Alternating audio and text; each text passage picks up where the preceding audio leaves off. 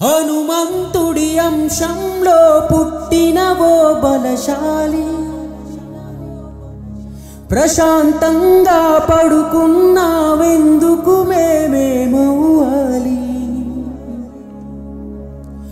ఎవరయ్యా నువ్వు, ఏ ఊరయ్యా నీది? ఏకాకిగా మిగిలావు, ఎటు పయనం నీది?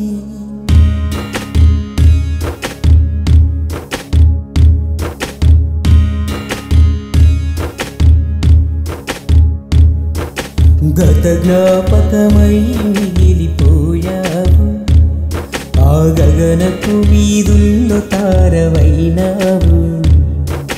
నీ గూటికి నువ్వు దూరమైనావు, మృత్యువుతో పోరాడి ఓడిపోయావు. ఎవరయ్యా నువ్వు, ఏ ఊరయ్యా నీది? ఏకాకిగా మిగిలావు, ఎటు పయనం నీది?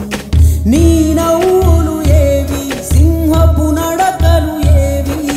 మౌనంగా ఉంటావేం, వినవా మా మనవి?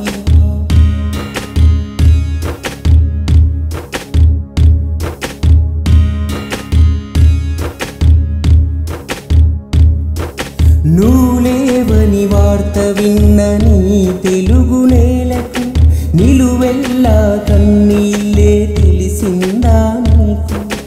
ఉపకారం చేసేటి నీ ఉక్కు చేతులకు చలనం లేదంటే ఊపిరాడదుగా మాకు.